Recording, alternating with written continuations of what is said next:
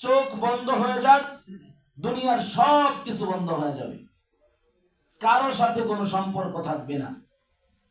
চোখ খোলা থাক, আপনার একটা টিপসইয়ের মূল্য আছে, টিপসইয়ের মূল্য। আপনি সুস্থ আছেন, জীবিত আছেন, সম্পদ আপনার নামে আছে, সন্তান আপনাকে অনেক সযত্নে রাখবে, কারণ আপনার টিপের মূল্য আছে। কি ভুল বলছি? টিপের মূল্য আছে, এই জন্য আপনার আদর আছে। টিপের মূল্য নাই তো আদর নাই। আপনি কামাই করে খাওয়াইতেছেন, ইনকাম করতেছেন, পরিবার চালাইতেছেন, আপনার অভিভাবকত্ব আছে, আপনার পাওয়ার আছে, আপনার ক্ষমতা আছে, সন্তান আপনার কথা শুনতে বাধ্য, কারণ আপনার ইনকামের টাকায় সে চলে। আপনার ইনকামের টাকায় সন্তান গাড়ি নিয়ে ঘুরে। সন্তানের ইনকাম না থাকার পরেও 2 লাখ 2.5 লক্ষ টাকা দামের গাড়ি নিয়ে সন্তান ঘোরাফেরা করে, কারণ আপনার ইনকাম আছে। আপনার রোহ বের হয়ে চলে যাক, আপনার আর মূল্য নাই। কেউ আসবে না, এই কথা বলবে না বাবা কোথায়, এসে কেউ জিজ্ঞাসা করবে না তোমার বাবা কোথায়, বলবে তোমার বাবার লাশ কোথায়, বাবার লাশ। নাম পরিবর্তন হয়ে যাবে। মুহতারাম হাজরিন, এই জন্য আপনার আখিরাতের চিন্তা, আমার আখিরাতের চিন্তা আমাকেই করতে হবে। আজকে আপনি আমি সম্পদের পাহাড় গড়ে গেছি, এই পাহাড় কিভাবে আমার কাজে লাগে চিন্তা আপনাকে আমাকে করতে হবে। আজকে 10 টাকা 5 টাকা 20 টাকা দান করতে গেলে ভাবি সন্তান নিয়ে কিভাবে চলবো। এতটুক চিন্তা আমাদের মধ্যে আসে না, মৃত্যুর পর আমি কিভাবে চলবো। কতটা বেখেয়াল আমরা দুনিয়ার দিকে, আখিরাত থেকে কি পরিমাণ মুখ ফিরায় নিছি আমরা।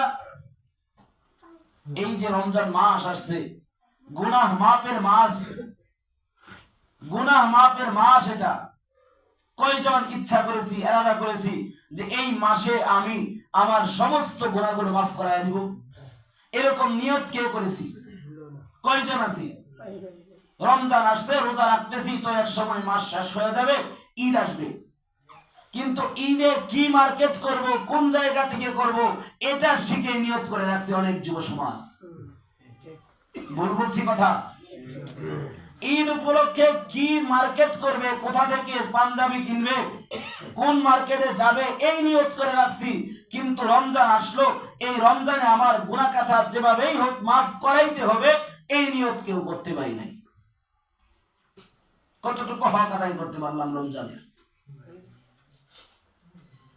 রোজা রাখতেছি সারাদিন, সন্ধ্যার পর বাজারে যান, গীবত আর শিকায়াতের মধ্যে লিপ্ত আছি, অথচ আমার পরিচয় আমি রোজাদার, আমি গীবত করতেছি।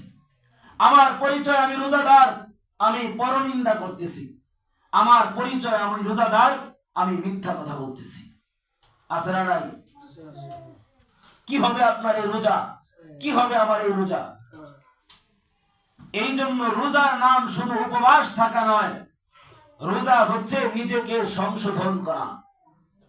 রোজা শুধুমাত্র অনাহারে থাকলাম এটার নাম রোজা না, রোজা হচ্ছে নিজেকে পরিবর্তন করা, পরিবর্ধন করা।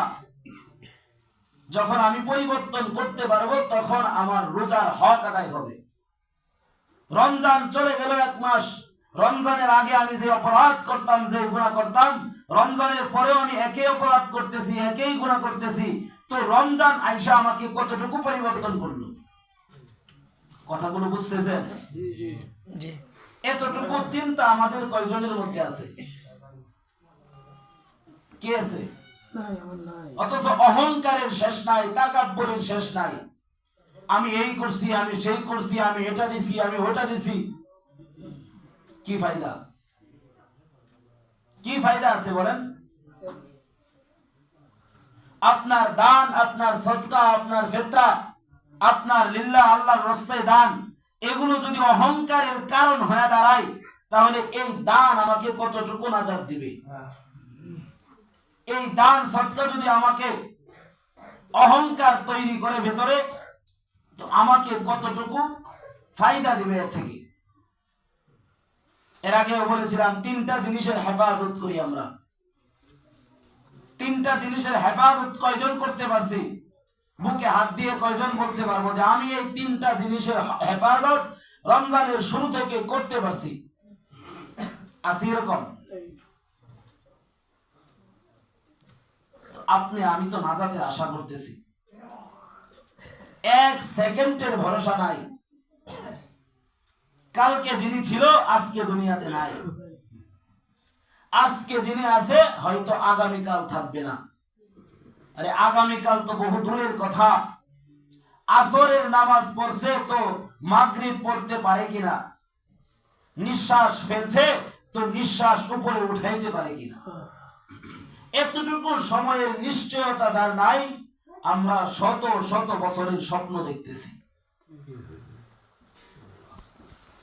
মানুষ সুস্থ বিবেক শুধু আপনাকে দুনিয়া ইনকাম করার জন্য দেওয়া হয় নাই, বিবেক দেওয়া হয়েছে নিজের কৃত কর্ম নিয়ে ভাবার জন্য। বিবেক দেওয়া হয়েছে নিজের আমল, নিজের বদ আমল, নেক আমল এগুলো নিয়ে চিন্তা ভাবনা করার জন্য, যে আমি এটাকে সঠিক করলাম না বেঠিক করলাম। এতটুকু চিন্তা তো আমার মধ্যে নাই, দ্বিধার্থে চলতেছি আপনি আমি। ঘুষ খায় ঘুষ, সুদ খায় সুদ, ঘুষের টাকা দিয়ে আর সুদের টাকা দিয়ে রমজানের কেনাকাটা করে। সুদের টাকা দিয়ে রমজানের কেনাকাটা করে, টাকা সুদে লাগাইছে, গিয়া বলে রমজানের আগে টাকাটা দিবা, কেনাকাটা করতে হবে, হাট বাজার করতে হবে। আহ রোজাদার, তুমিও পরিচয় দেও তুমি রোজাদার। কি বলেন, এই রোগ আছে না আমাদের মধ্যে? সুদে টাকা লাগাইছে, রমজানের আগে চাপ দিচ্ছে, আমার লভ্যাংশ দেও, রমজানের কেনাকাটা করতে হবে। পরিচয় রোজাদার। এই যে আমাদের মধ্যে মন গড়া জিন্দেগি চলতেছে ভাই, এইভাবে কয়দিন মৃত্যুবরণ করা লাগবে না? জবাব দিয়ে তার কাঠগড়ায় দাঁড়াইতে হবে না? থাকা যাবে এখানে? থাকার জন্যই দুনিয়া। প্রতিদিন মানুষ বুঝাইতেছে, প্রতিদিন ডাকতেছে। এই বুঝানো, এই ডাকা যদি আমি নিজেকে পরিবর্তন না করি, হাজারো বুঝাইলে, হাজারো ডাকলে কি আমার বুঝ আসবে? আমার মধ্যে পরিবর্তন আসবে? আগে তো নিয়ত করতে হবে আমি পরিবর্তন হব। আগে ইচ্ছা পোষণ করতে হবে, নিয়ত করতে হবে যে আমি নিজেকে সংশোধন করব, আমি গুনাহের পথ থেকে দূরে সরে যাব। দোয়া করতেছি, আল্লাহ আপনি গুনাহ মুক্ত হায়াত দান করেন, গুনাহ মুক্ত হায়াত দান করেন। দোয়া করে আবার গুনাহের মধ্যে লিপ্ত হইতেছি, এটা কেমন যেন আল্লাহর সাথে মশকরা হইতেছে। আল্লাহর কাছে দোয়া করতেছি, আল্লাহ আপনি দুনিয়ার মহাব্বত কমায় আখিরাতের মহাব্বত বাড়ায়া দেন, অথচ দুনিয়ার পিছনেই দৌড়াইতেছি। আসি না এরকম? সব থেকে বড় রূপ যেটা আমাদের মধ্যে, সেটা হচ্ছে পরনিন্দা। পরনিন্দা। যেই জাতি যত বেশি পরনিন্দা করবে, ওই জাতি তত পিছায়া যাবে। যেই জাতি যত বেশি পরনিন্দায় লিপ্ত থাকবে, সে জাতি তত পিছায়া যাবে। আপনি বাহিরের রাষ্ট্রগুলোতে যান, ইউরোপ কান্ট্রিগুলোতে যান, এত উন্নত তারা, গিয়ে দেখেন আপনি আমার মতো চায়ের দোকানে বসে অযথা বেহুদা আড্ডা, পরনিন্দা করার মতো কয়জন মানুষ পান? আমার এক রিলেটিভ জাপানে গেছে, উনি বলল ভাই ঘন্টার পর ঘন্টা রাস্তা দিয়ে হাঁটলেও একজন মানুষ পাওয়া যায় না যে অযথা দাঁড়ায় আছে। কথা বুঝতেছেন? অথচ তারা ইহুদি, তারা খ্রিস্টান, তারা নাসারা। আপনি আমার মধ্যে সময়ের গুরুত্ব নাই, সময়ের মূল্য নাই, যার কারণে আপনি আমার দ্বারা অযথা সময় নষ্ট হইতেছে। রমজান মাস যেখানে মুমিন বান্দা আর আল্লাহর সাথে ব্যবসার মৌসুম, ব্যবসার মৌসুম। রমজান মাস মুমিন বান্দার আল্লাহর সাথে কিসের মৌসুম? ব্যবসার মৌসুম, অধিক লাভের মুনাফার মৌসুম হচ্ছে এটা।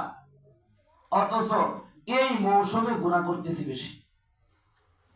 যেখানে একবার সুবহানাল্লাহ বললে লাভ, সেখানে একবার গালি দিতেছি। অযথা অযথা প্রয়োজন ছাড়া, ঝগড়া ছাড়া গালি দিয়া ডাক দেয় একজন আরেকজনকে। একজন আরেকজনকে গালি দিয়ে ডাক দিতেছে, আমার নিজের কানে শোনা গালি দিয়ে। অমুকের পুত খারাপ, গালি দিয়ে। সে আমার বলতেছে অমুকের পুত চিল্লাসকে। আমি বললাম ভাই এটা কি গালাগালি করতেছেন? এটা মোহাব্বত। আহ জাতি, আহ জাতি, এটা মোহাব্বত।